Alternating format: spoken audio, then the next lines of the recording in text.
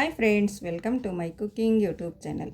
ಬನ್ನಿ ಇವತ್ತಿನ ರೆಸಿಪಿ ಏನಂತ ನೋಡೋಣ. ನಾನು ಈ ಬೇಸಿಗೆ ಬಿಸಿಲಿಗೆ ತುಂಬಾ ಆರೋಗ್ಯಕರವಾದ ಒಂದು ಜ್ಯೂಸನ್ನು ಮಾಡ್ತಾಯಿದ್ದೀನಿ. ಇದು ನಮ್ಮ ರಕ್ತದ ಒತ್ತಡವನ್ನು ನಿಯಂತ್ರಣದಲ್ಲಿಡುತ್ತೆ ಮತ್ತು ಇದು ದೇಹದ ಉಷ್ಣಶಕ್ತಿ ಕೂಡ ಕಡಿಮೆ ಮಾಡುತ್ತೆ ಮತ್ತು ನಮ್ಮ ಚರ್ಮದ ಕಾಂತಿ ಕೂಡ ಹೊಳೆಯುವಂತೆ ಮಾಡುವಂಥ ಈ ಜ್ಯೂಸ್ ಯಾವುದು ಅಂತ ನೋಡ್ಕೊಳ್ಳೋಣ ಬನ್ನಿ ಫ್ರೆಂಡ್ಸ್. ಮೊದಲಿಗೆ ನಾನಿಲ್ಲಿ ಒಂದು ಬೌಲನ್ನು ತಗೊಂಡು ಇದಕ್ಕೆ ಒಂದು 10ರಿಂದ 15 ಬಾದಾಮನ್ನು ನೆನೆಸ್ಕೊತಾ ಇದ್ದೀನಿ. ಇದನ್ನು ನಾವು ಈ ರೆಸಿಪಿ ಶುರು ಮಾಡೋದಕ್ಕಿಂತ ಮುಂಚೆನೇ ನಾವು ನೆನೆಸ್ಕೊಂಡು ಇಟ್ಕೊಳ್ಬೇಕಾಗುತ್ತೆ. ನೋಡಿ, ಇದು ಒಂದು 2ರಿಂದ 3 ಗಂಟೆ ತನಕ ನೆನೆಸ್ಕೊಳ್ಬೇಕು. ನಿಮ್ಮ ಹತ್ರ ಟೈಮ್ ಇದ್ದರೆ ಈ ರೀತಿ ನೆನೆಸ್ಕೊಳ್ಳಿ, ಇಲ್ಲಾಂದರೆ ನೀವು ಒಂದು ಸ್ವಲ್ಪ ಬಿಸಿ ನೀರನ್ನು ಹಾಕಿ ಒಂದು ಅರ್ಧ ಗಂಟೆ ನೆನೆಸ್ಕೊಂಡ್ರೆ ಸಾಕು. ಮತ್ತು ಇನ್ನೊಂದು ಬೌಲ್ ಕೂಡ ನಾನು ಇಲ್ಲಿ ತಗೋತಾ ಇದ್ದೀನಿ. ಅದಕ್ಕೆ ನಾನು ಇಲ್ಲಿ ಸಬ್ಜಾ ಸೀಡ್ಸನ್ನು ಹಾಕೋತಾ ಇದ್ದೀನಿ. ನೋಡಿ, ಈ ರೀತಿ ಸಬ್ಜಾ ಸೀಡ್ಸ್ ಇದೆ. ನಿಮ್ಮ ಹತ್ರ ಇದ್ದರೆ ಹಾಕ್ಕೊಳ್ಳಿ, ಇಲ್ಲಾಂದರೆ ಚಿಯಾ ಸೀಡ್ಸ್ ಇರುತ್ತಲ್ಲ ಅದನ್ನು ಕೂಡ ನೀವು ತೊಗೊಳ್ಬೋದು. 2 ಸ್ಪೂನಷ್ಟು ನಾನಿಲ್ಲಿ ಸಬ್ಜಾ ಸೀಡ್ಸನ್ನು ಹಾಕ್ಕೊಂಡು ಇದಕ್ಕೆ ನೀರನ್ನು ಹಾಕಿ ಇದು ಒಂದು 10ರಿಂದ 15 ನಿಮಿಷ ನೆನೆಸಿದರೆ ಸಾಕು.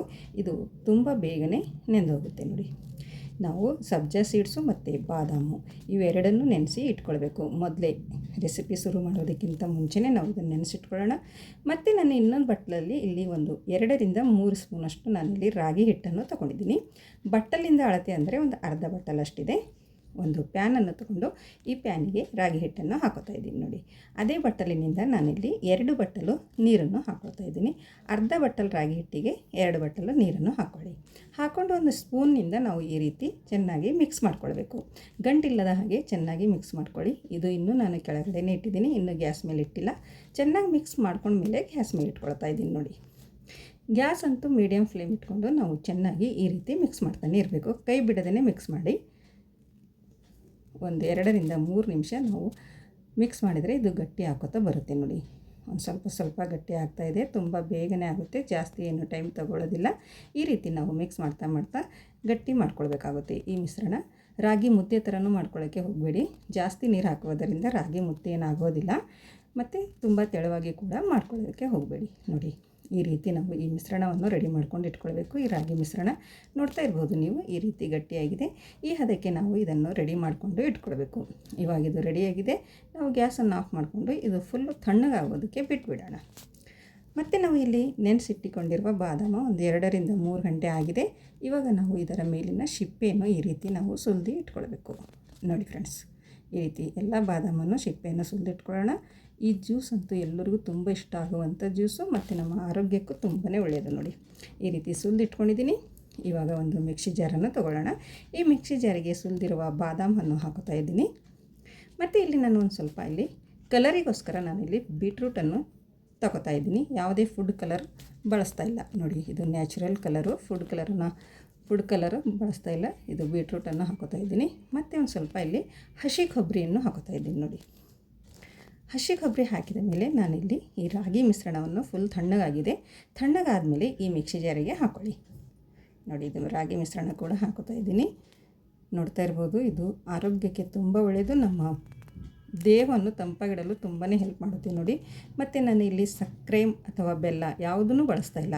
ಅದರ ಬದಲಾಗಿ ನಾನಿಲ್ಲಿ ಖಜೂರವನ್ನು ಬಳಸ್ತಾ ಇದ್ದೀನಿ. ನೋಡ್ತಾ ಇರ್ಬೋದು ನೀವು. ಮತ್ತು 2 ಏಲಕ್ಕಿಯನ್ನು ಈ ರೀತಿ ಬಿಚ್ಕೊಂಡು ಸಿಪ್ಪೆಯನ್ನು ಸುಲಿದುಕೊಂಡು ಏಲಕ್ಕಿಯನ್ನು ಹಾಕ್ಕೊಳ್ತಾ ಇದ್ದೀನಿ. ನೋಡಿ ಫ್ರೆಂಡ್ಸ್, ತುಂಬಾ ರುಚಿಯಾಗಿರುವ ಈ ರಾಗಿ ಜ್ಯೂಸ್ ಅಂತಲೇ ಹೇಳ್ಬೋದು. ನೋಡಿ, ಇದಕ್ಕೆ 1 ಕಪ್ ತಣ್ಣಗಿರುವ ಹಾಲನ್ನು ಹಾಕ್ಕೊಂಡು ನಾವು ಇವಾಗ ಇದನ್ನು ಮಿಕ್ಸಿ ಮಾಡ್ಕೊಂಡು ಬರೋಣ.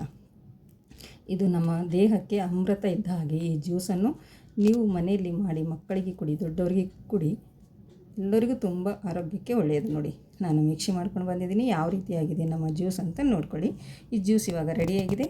ಇವಾಗ ಒಂದು ಪಾತ್ರೆಯನ್ನು ತಗೊಂಡು ಒಂದು ಜಾರಿಯನ್ನು ಇಟ್ಕೊಂಡು ನಾವು ಈ ರೀತಿ ಇದನ್ನು ಸೋದಿಸ್ಕೊಳ್ಬೇಕು. ನೋಡಿ, ಒಂದು ಸ್ವಲ್ಪ ಸೋದಿಸ್ಕೊಳ್ಳೋದ್ರಿಂದ ಒಂದು ಸ್ವಲ್ಪ ಮೇಲೆ ಏನಾದರೂ ಗಟ್ಟಿ ಉಳ್ಕೊಂಡ್ರೆ ಮೇಲ್ಗಡೆ ಬರುತ್ತೆ. ನೋಡಿ, ಕೆಳಗಡೆ ಜ್ಯೂಸ್ ಮಾತ್ರ ಕೆಳಗಡೆ ಬರುತ್ತೆ. ನೋಡ್ತಾ ಇರ್ಬೋದು ನೀವು. ಈ ರೀತಿ ಒಂದು ಸ್ಪೂನಿಂದ ಈ ರೀತಿ ಮಾಡ್ಕೊಳ್ಳಿ. ಸೂಪರಾಗಿರುವ ನಮ್ಮ ಈ ರಾಗಿ ಜ್ಯೂಸ್ ಕೆಳಗಡೆ ಇರುತ್ತೆ, ಮೇಲ್ಗಡೆ ಒಂದು ಸ್ವಲ್ಪ ಗಟ್ಟಿ ಈ ರೀತಿ ಬರುತ್ತೆ.